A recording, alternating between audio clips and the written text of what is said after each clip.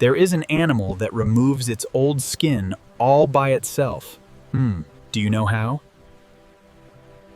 This process is called Ecdysis, where snakes shed their old skin to grow a new one.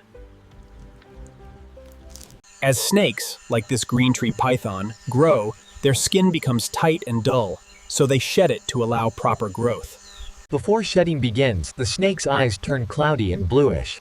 During this time, it becomes less active and often hides to protect itself.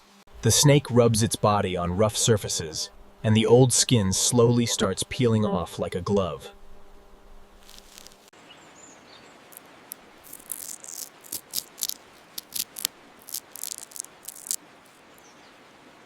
After shedding, a new shiny skin appears, helping the snake stay healthy and grow properly. Nature is full of amazing secrets. Follow for more fascinating science facts.